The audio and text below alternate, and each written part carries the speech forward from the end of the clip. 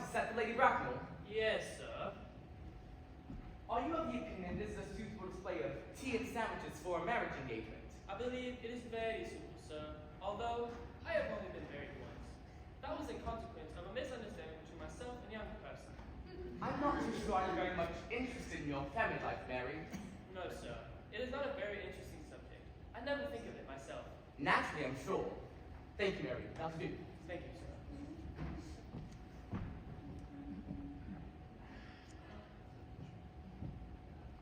Mr. Algernon Moncrief. Mr. Ernest Worthing, how are you, old boy? Algie, my dear, what brings you to the country? I've come to return the cigarette case you left that time in the smoking room. It is yours, isn't it? It most certainly is, but no need to come to the country to return a cigarette case. Well, I've also come to accompany my Aunt Augusta and cousin Gwendolyn that you invited. Surely you meant to invite me as well. I surely never invited you at all. I know, you're absurdly careless about sending out invitations. The way you flirt with Gwendolyn is perfectly disgraceful. It's almost as bad as the way she flirts with you. I'm afraid Aunt Augusta will not approve. I am in love with Gwendolyn.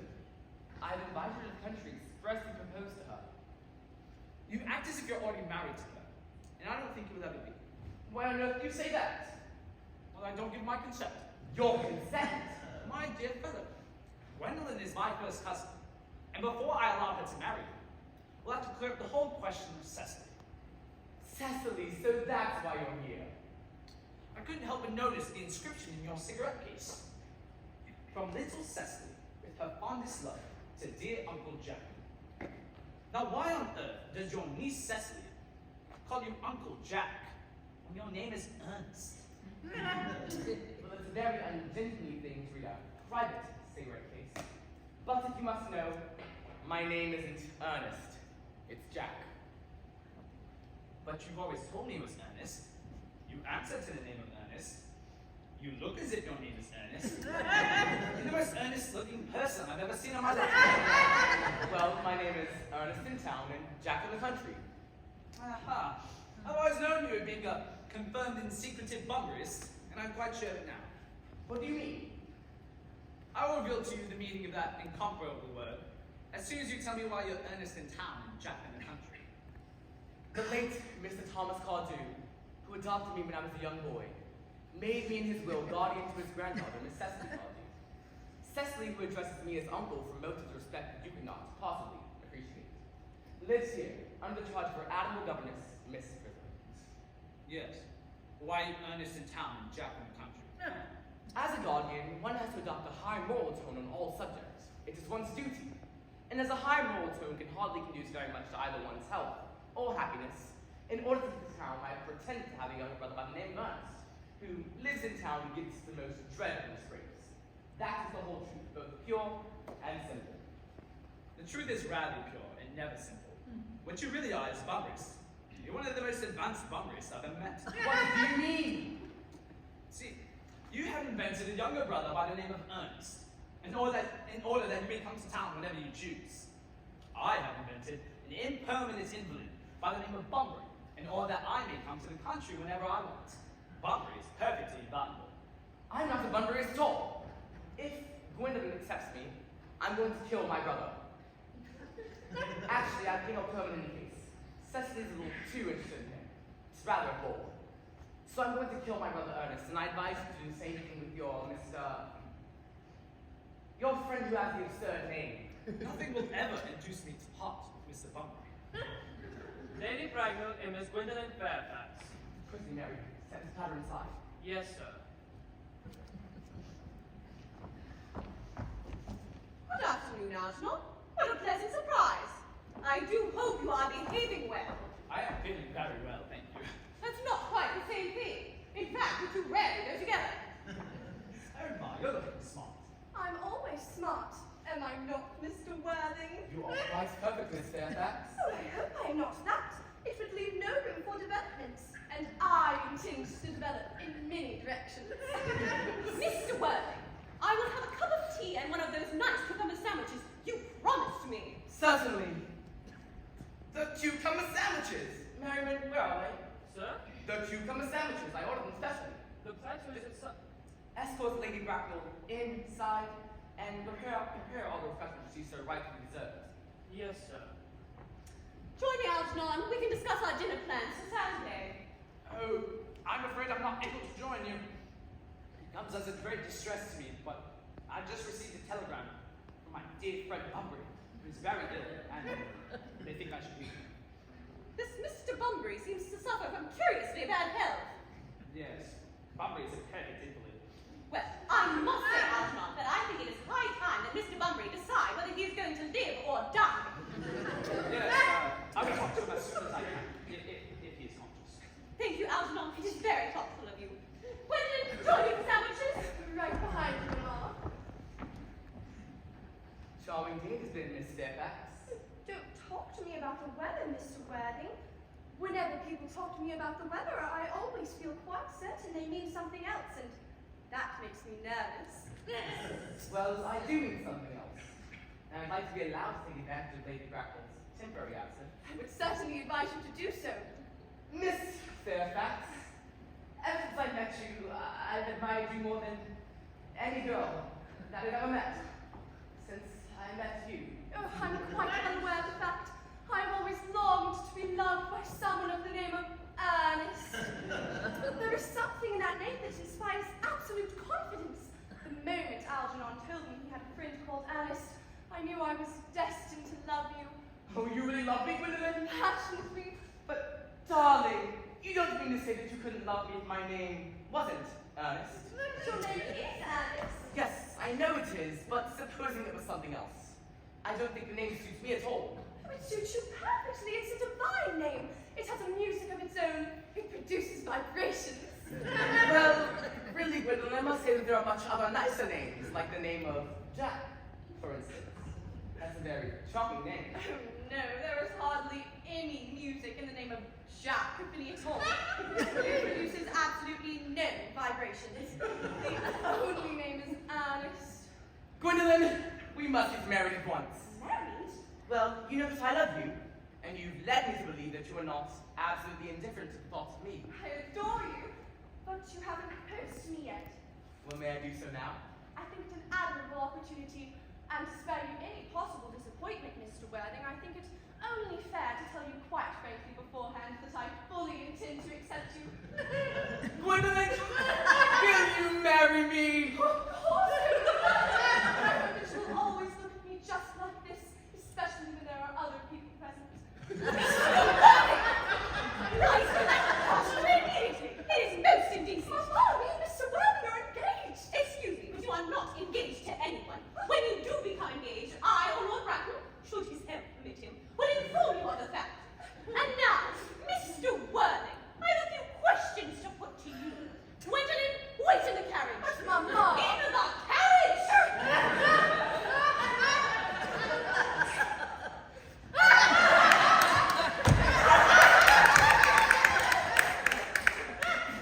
Mr. Worthing, I feel bound to tell you that you are not on my list of eligible young suitors. I am quite ready, however, to enter your name, if your answers should be what a pretty affectionate mother requires. Ahem. How old are you? 29. A very good age to be married at. Now, I'm of the opinion that a man who desires to be married should either know nothing or everything.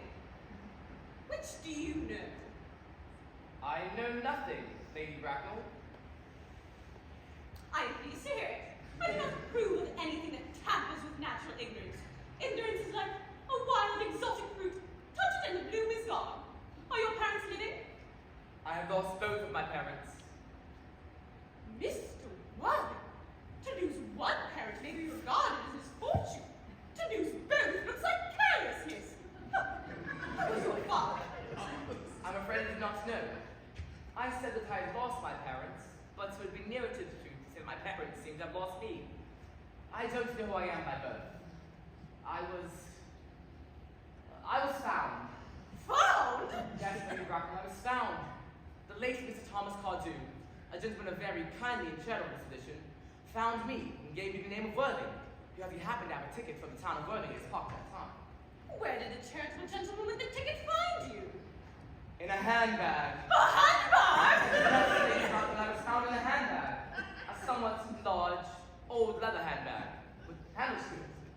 An ordinary handbag, in fact.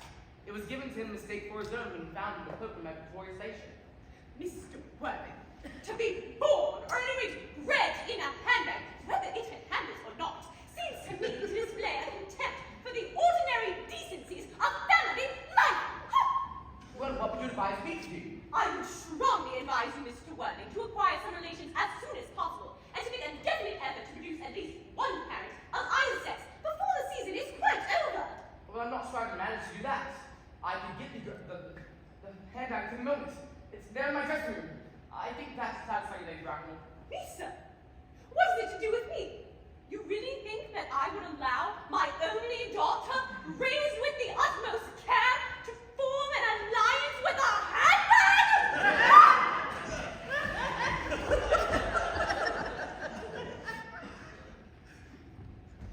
Didn't it go off all right, or You don't mean to say Gwendolyn refused you? As far as she is concerned, we're engaged, but her mother is perfectly unbearable. I suppose I shouldn't talk about your own aunt in that way before you. I love hearing my relations' views. It is the only thing that makes me put up with them. Relations are a tedious pack of people without the remotest knowledge on how to live, or the smallest instinct about when to die. You don't see that Gwendolyn will become anything like her mother in about 150 years or so, do you, Algie? All women become like their mothers. That's their tragedy. No man does, that's his. So, did you tell Gwendolyn about you being Earnest in town and Jack in the country? By the end of the week, I will have gotten rid of my brother Earnest. I'll say that he died abroad, in Paris, of a severe chill. But I thought you said Cecily wasn't too interested in your poor brother Earnest. Won't this be a great loss to her? Not at all. Cecily is not a silly romantic girl. She has a capital appetite. She goes for long walks and pays no attention at all in her lessons. I'd rather like to see Cecily. I'll take very good care that you never do. She's excessively pretty and she's just only 18. Does Gwendolyn know that you have an excessively pretty ward who's just 18? One doesn't just blurt things out like that. By the end of the season, Cecily and Gwendolyn will be calling each other sister. Women only they only call each other that after they call each other a lot of other things first. Well, if you don't mind, I'll catch up with my darling Gwendolyn before our beast of a mother catches up to her and drags her right back to the city.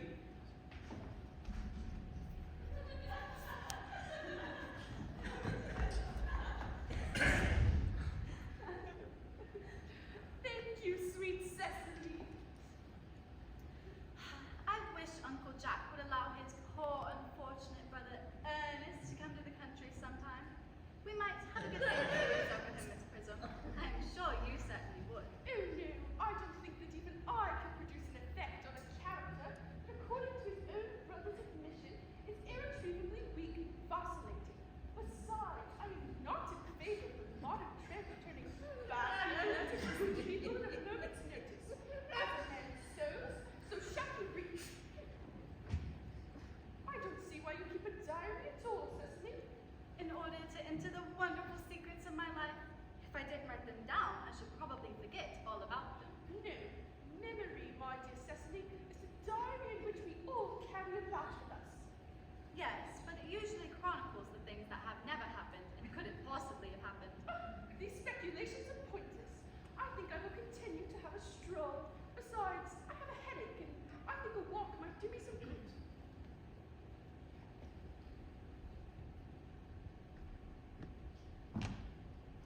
Mr. Ernest Worthing has arrived. Earnest Worthing. Uncle Jack's brother? Yes, miss. He said he was anxious to speak to you privately for a moment. Well, I've never met a really wicked person before. Ask Mr. Ernest Worthing to come here at once. Yes, miss.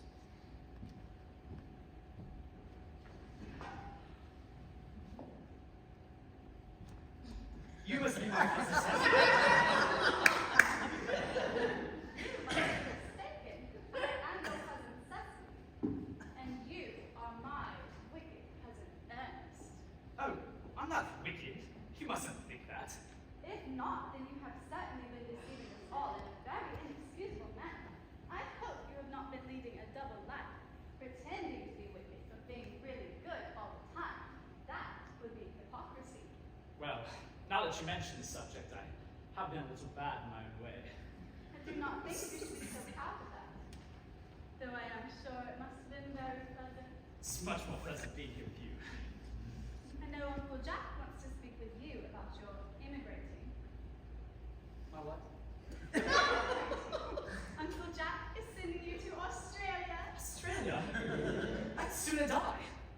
Well, he did say you would have to choose between this world, the next world, or Australia. The outside received of Australia and the next world are not particularly encouraging. This world is good enough for me, isn't Cecily? Yes, but are you good enough for it? I'm afraid not. That's why I need you to reform me. I'm afraid I have no time this afternoon. Then would you allow me to reform myself this afternoon? I think you should try. I'm feeling better already. You are looking a little worse. That is because I'm hungry. Oh, how thoughtless of me. I should have remembered that when one is going to lead an entirely new life, one requires regular and wholesome meals. Won't you come in? Thank you. You are the prettiest girl I've ever seen. Miss Prism says that all good looks are a snare. A snare that any sensible man would want to be caught in. I shouldn't hope to catch a sensible man. I wouldn't know what to talk to him about.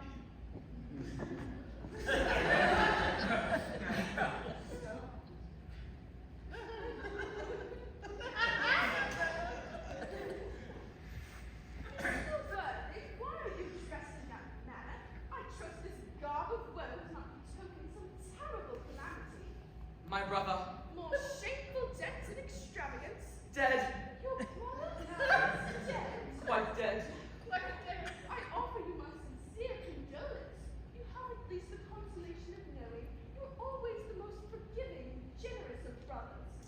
He had many faults, but this is a sad, sad blow. Very sad indeed. Were you with him at the end? No, he died in Paris. I just received a telegram from the manager of the Grand Hotel. Oh, was the cause of death mentioned? A seditial, it seems. As a man, so shall he be. Your brother, I believe, is unmarried, is he not? Oh, yes, quite. People who live entirely for pleasure often are. I beg you not to be so bowed down by grief. What seems to us bitter trials are often blessings in disguise, and this seems to me a blessing of an extremely obvious kind. Uncle Jack, oh, I'm pleased to see you. But what horrid clothes you have got on. Do go and change them. I have a surprise for you. Who do you think is in the dining room? Your brother! My brother? Your brother, Earnest. What He nonsense. arrived- He arrived just a few minutes ago. I don't have a brother. Oh, don't say that. However badly he may have behaved to you in the past, he is still your brother. You wouldn't be so heartless as to disown him. I'll go get him to come out, and you will shake hands with him, won't you, Uncle Jack? My brother's in the dining room. After all, we had been resigned to his loss. His return seems to me peculiarly distressing. I don't know what all means. I think it's perfectly absurd. Good heavens! Well, Jack, I've come from town to tell you that I'm very sorry for all the trouble I've caused you, and I intend to lead a better life in the future. Uncle Jack, you are not going to refuse your own brother's hand. Nothing will induce me to take his hand. I think his coming here is perfectly disgraceful, and he knows very well why. Uncle Jack, do be nice. There is some good in everyone. Ernest has just been telling me about his poor invalid friend, Mr. Bunbury. He goes and visits so often, and surely there is much good in one who is kind to an invalid and leaves behind the pleasures of London to sit by a better pay. Bunbury! I really haven't talked about Bunbury about anything at all. It's enough to drive one perfectly frantic. I must say, Jack's coldness to me is particularly distressing. Uncle Jack, if you don't shake hands with Ernest right now, I will never forgive you. Never forgive me. Never, never, never! Will this be the last time I shall ever do it? It is pleasant, is it not? I think we shall leave the two brothers together. Let us go to Certainly, Miss Prism, my little task of reconciliation is over. I feel very happy. Algie, you scoundrel! You must be out of your guts. I don't allow any Bunbury in here. Mary! Order the carriage at once. Mr. Moncrief has suddenly been called back to town. Yes, sir. I've not been called back to town at all. Your duty as a gentleman calls you back. My duty as a gentleman has never interfered with my pleasures in the smallest degree. Cecily, I will not have you talk about Miss Cardew like that. I don't like it. and I don't like your clothes. It's perfectly childish to be mourning for someone who's standing right in front of you. Algernon, I demand that you leave at this instant. Not as long as you're in mourning. Will you go if I change my clothes? Yes, I suppose. But I've never seen anyone take so long to get dressed, with such little results. Well, that's better than being as overdressed as you always are.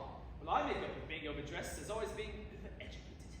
Your vanity is ridiculous. Your conduct an outrage, and your presence in my garden is utterly absurd. However, you got to catch the 4-5 train, and I hope you have a pleasant journey back to town. This bunburying, as you call it, has not been a great success for you at all. Marry the carriage!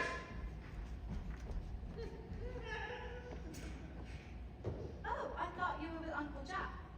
No, he's going to send me away. Then have we got to part? I'm afraid so. He's the most painful part. The carriage is waiting, sir. It can wait, Merriman, for 5 minutes. Yes, sir. Cecily, I hope I can state quite frankly and openly that you seem to be in every way the visible personification of absolute perfection. I think your frankness does you great credit, Ernest. If you will allow me, I will copy your remarks into my diary. Do you really keep a diary? I'd give anything to read it, may I? Oh no, it is private and only meant for publication. When it comes out in volume form, I hope you will order a copy. But pray, Ernest, don't stop. I delight in taking down from dictation. I have reached absolute perfection. You may go on. I'm quite ready for more. Cecily, ever since I looked upon your wonderful and incomparable beauty, I have dared to love you passionately, wildly, devoted, hopelessly. I do not think you should tell me that you love me passionately, wildly, devotedly, hopelessly. Hopelessly doesn't seem to make much sense, does it? The carriage is waiting, sir.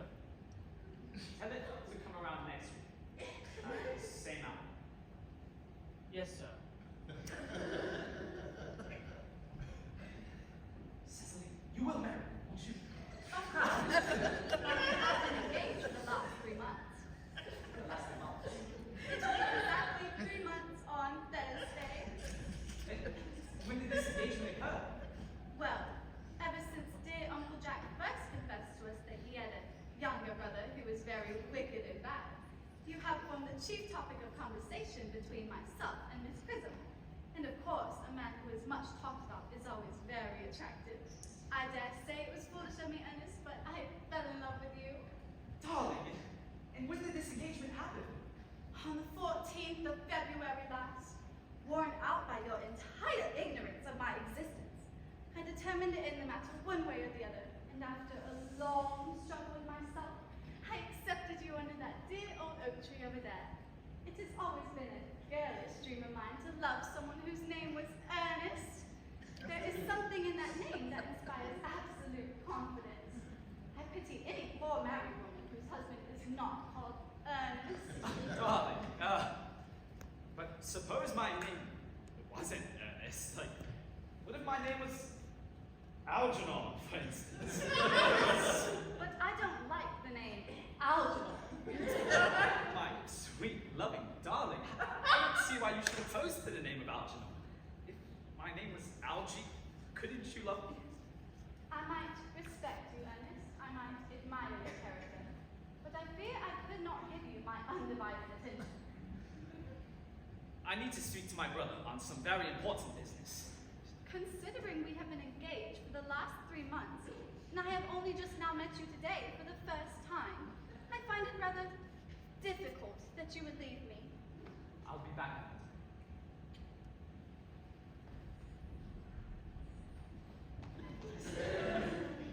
A Miss Fairfax is looking for a Mr. Worthing on very important business. Ask the young lady to come out here. Mr. Worthing should be back soon, and you can bring tea. Yes, miss.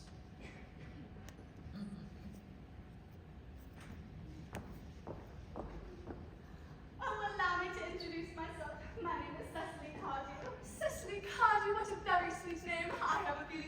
be great friends. Well, you are here on a short visit, I suppose. Oh, no, I live here. Oh, well, your mother, no doubt, or some female relative of advanced years resides here also? No, I have no mother, nor in fact any relations. My guardian, with the assistance of Miss Prism, has the arduous task of looking after me. Your guardian? I'm Mr. Worthing's ward. That is strange. He never mentioned to me he had a ward. How very secretive of him. He grows more interesting hourly. However, I'm not sure this news fills me with unmixed light. I'm very fond of you, Cecily. I've liked you ever since I met you. But now that I know that you are Mr. Worthing's ward, I cannot help expressing wishes that you were, well, a little older than you appear to be, and not so quite very alluring in appearance. Earnest has a strong, upright nature. He is the very soul of truth and honor. Deception to him would be as impossible as disloyalty, but that being I'm said, sorry, but did you say Ernest?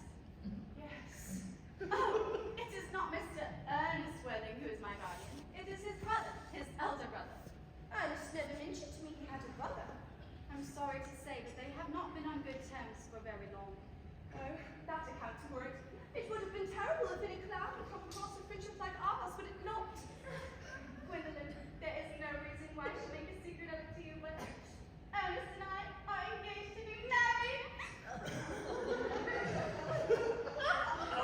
My darling Cecily, I'm afraid there must be some slight error, for Mr. Ernest Worthing is engaged to me. I'm afraid you must be mistaken. Ernest proposed to me exactly 2.5 minutes ago. Well, I'm afraid you must be under some misconception. For Mr. Ernest Worthing proposed to me this afternoon at 5:32. If you would care to verify the incident, pray do so.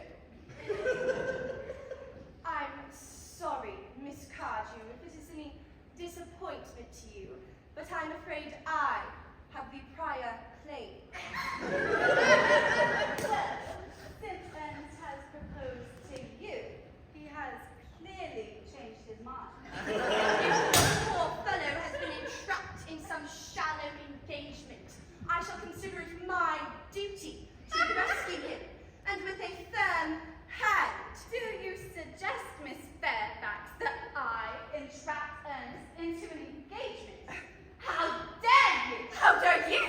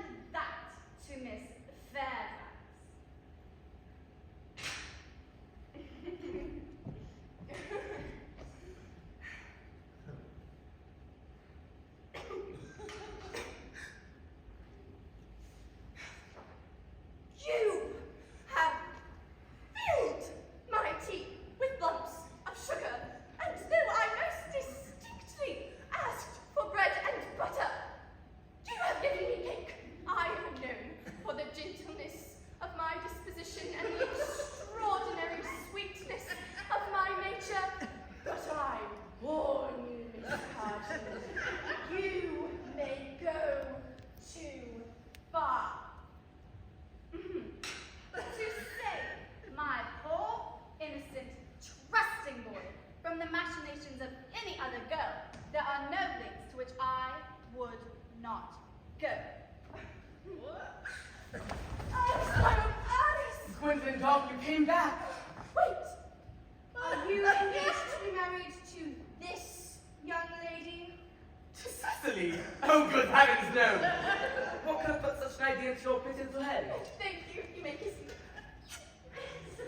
I knew there must be misunderstanding, Miss Fairfax. The gentleman whose arm is at present round your waist is my guardian, Mr. John Worthing. I beg your pardon. That is Uncle Jack. Chuck! Here is Ernest. A moment, Ernest. Are you engaged to be married to that young lady?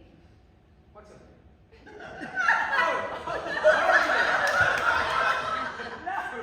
What could have put that idea into your pretty little head?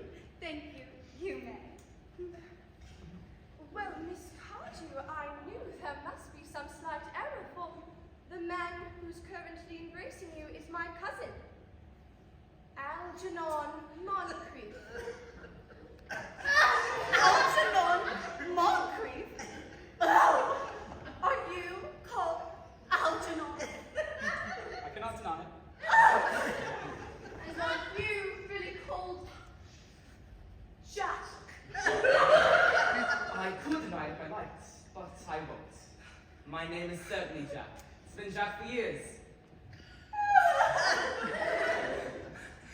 A gross deception has been practiced on the both of us. My poor wounded Cecily, my sweet wrong Gwendolyn. You will call me sister, will you not?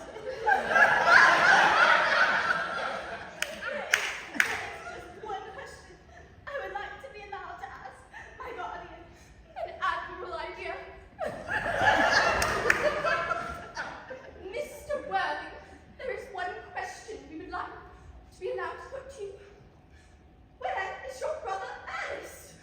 We are both engaged to be married to your brother Ernest, so it is a matter of some importance to us that we know where your brother Ernest is at present. Cecily? Gwendolyn? It is very painful for me to be forced to speak the truth. It is the first time in my life that I've ever been reduced to such a painful position. And I'm quite inexperienced in doing anything of the sort. But I must say that I have no brother. I've never had a brother. And I have no intention at all of having a brother in the future. No brother at all. No brother. You've never had a brother of any kind? Not have of any kind.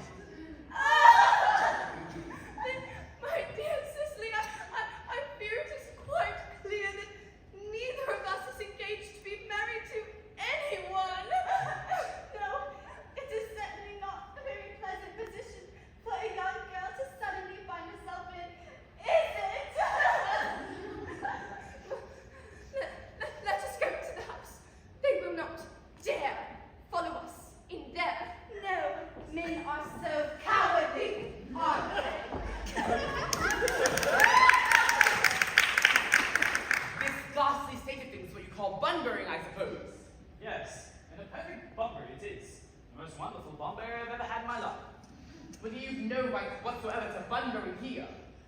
That's absurd. One has the right to Bunbury wherever one chooses. Every serious Bunburyist knows this. Serious bunburyist! Good heavens! As for your conduct towards Miss Cardew, I must say that your taking a sweet, simple, innocent girl like that is quite inexcusable. To say nothing of the fact that she is my ward. And I can see no good defense for you deceiving a clever, brilliant, thoroughly experienced young lady like Miss Fairfax, to say nothing of the fact that she is my cousin. I wanted to be engaged to Gwendolyn. That is all. I love her. And I wanted to be engaged to Cecily. I adore her. There is certainly no chance of your marrying Miss Cardew. And I don't see any likelihood, Jack, you and Miss Fairfax being united.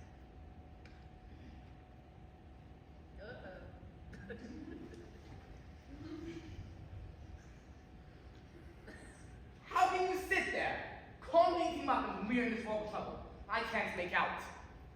You seem to me to be perfectly artless. I can't eat muffins in an agitated manner. The butter would probably get on my cups. One must eat muffins calmly. It's the only way to eat them. I find the muffins are eating muffins at all. Under the circumstances, When I'm in trouble, eating is the only thing that consoles me. Besides, I'm particularly fond of muffins. that's the reason to cook them all in that greedy way. I wish you would have cake. I don't like cake. I suppose a man makes his own muffins in his own garden. But you just said it was perfectly harmless to eat muffins. I suppose perfectly harmless agree. Under the circumstances, that is a very different thing. That may be true, but the muffins are the same. I told you I was particularly fond of muffins. But I hate cake. Then why are your cakes served up to your guests? What idea of hospitality you have? Algernon, I've already told you to go. I don't want you here. Go! Well, I haven't finished my tea yet, then. It's still my I don't think don't sound was disgusting. The fact that neither of you followed us into the house seems to show that you have some sense of shame left. Look, they have been eating muffins. That looks like repentance. Mr. Worthing, we have a question we would like to ask you. Much depends on your reply. Gwendolyn, your common sense is invaluable. Mr. Moncrief, kindly answer me the following question. Why did you pretend to be my guardian's brother? In order that I may have the opportunity of meeting you. That certainly seems a satisfactory answer to me, does it not? If you can believe him, I don't. That doesn't affect the wonderful beauty of his answer. Mr. Worthing, why did you pretend your name was Earnest? Was it that you might come to the town as often as possible to visit me? Can you doubt it, Miss Fairfax? I have the gravest doubts upon the subject, but I intend to crush them. Their answers certainly seem satisfactory, do they not? Especially Mr. Worthing's, who seems to have the very stamp of truth upon it. Yes, and I am more than content with what Mr. Moncrief said. His voice alone inspires one with absolute credulity. Do you think we should forgive them? Yes! I mean, no. I had forgotten. There are principles at stake which cannot be surrendered.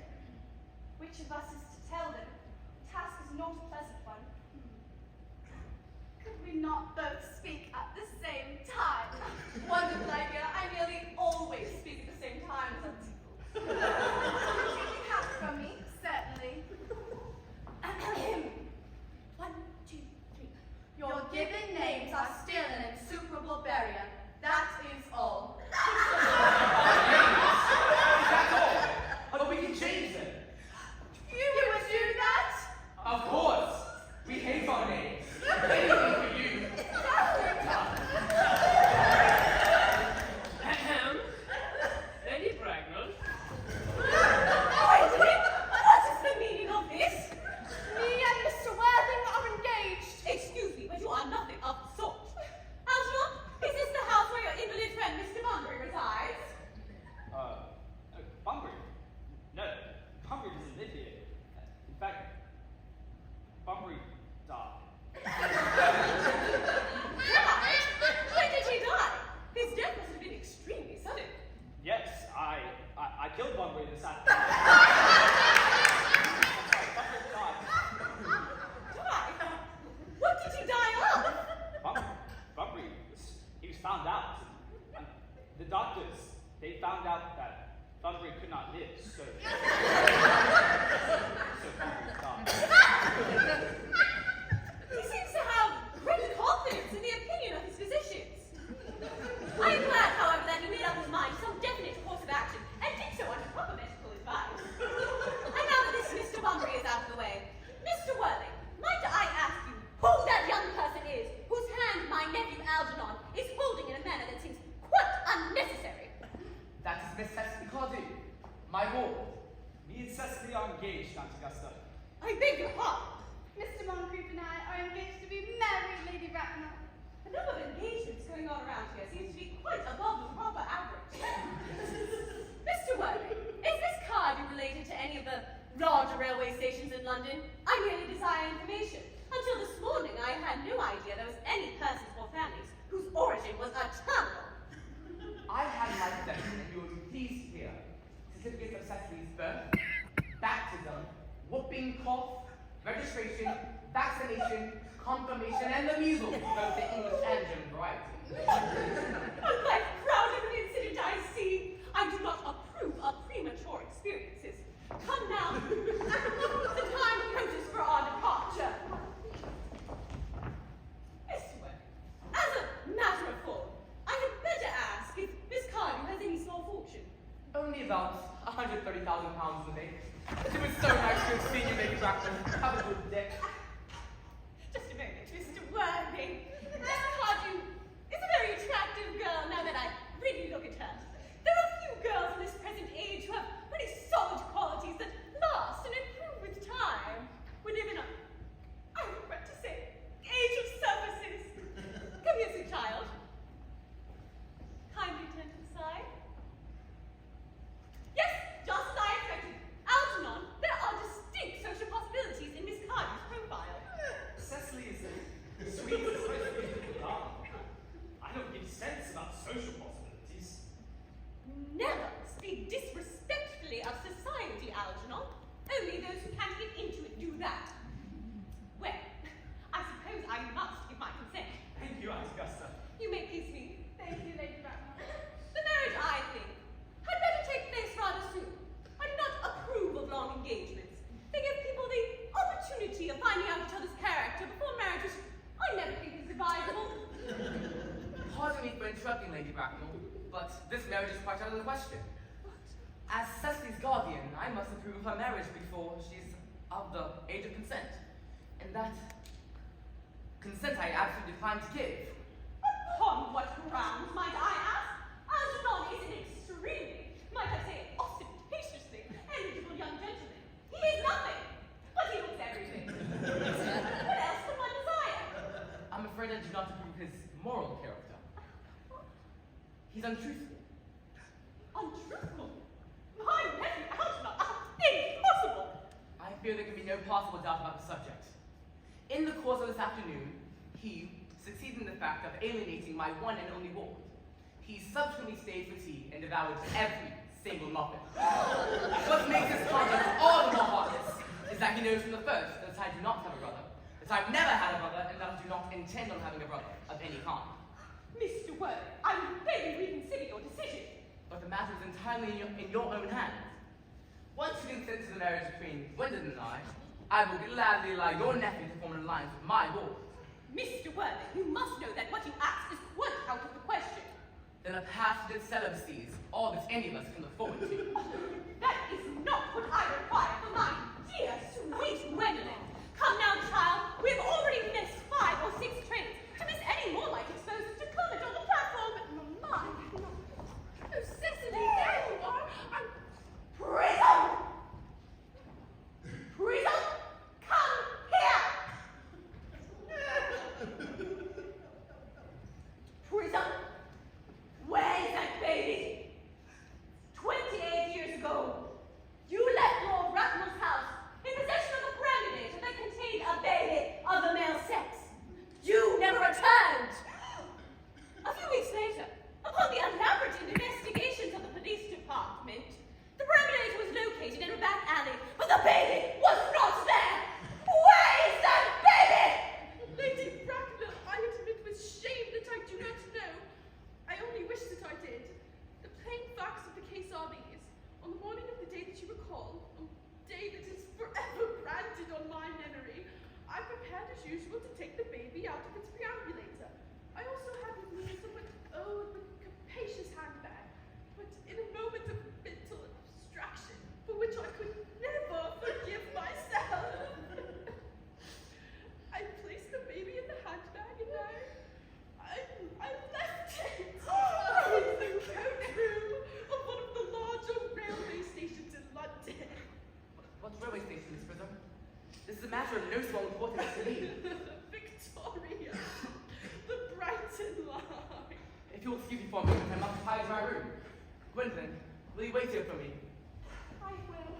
If you don't take too long, I'll wait the rest of my life. What do you think this means, Lady Bracknell? I dare not suspect Miss Cardew. I need not tell you that in families of high position, strange coincidences are not supposed to occur.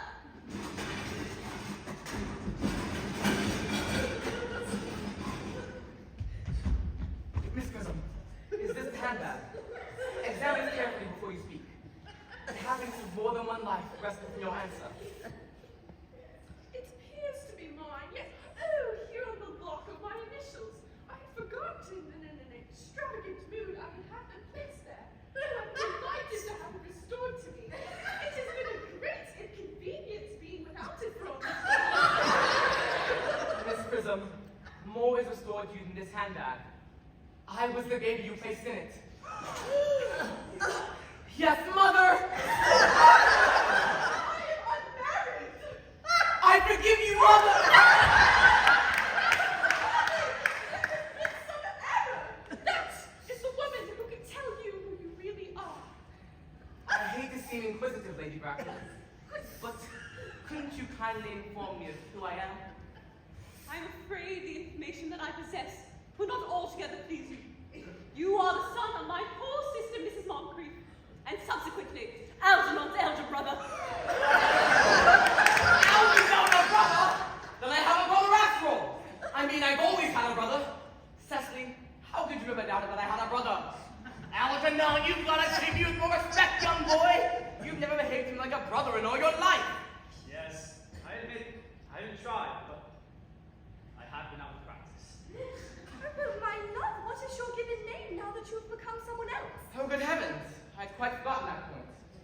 I suppose your decision on the subject of my name is irrevocable. I never change except in my affections. Gwendolyn, what a Then the matter must be settled at once. Can't you recollect what our father's name was? I'm afraid we were never on speaking terms. He died before I was a year old. Aunt Augusta! What name was I given when I was fixing the handbag? Let me know the worst. Well, being the eldest son, you are naturally named after your father. But what was my father's name? Oh, yes. I remember it now. Your father's name was Earnest John.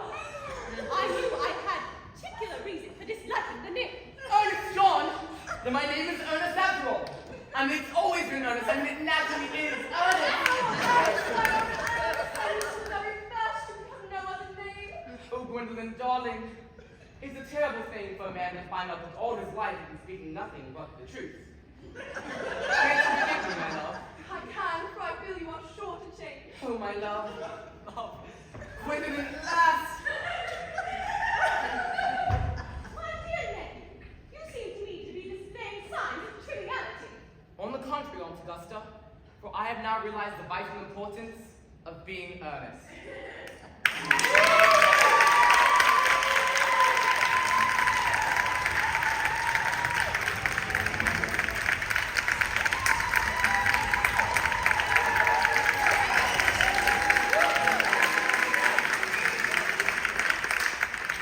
Please stop time.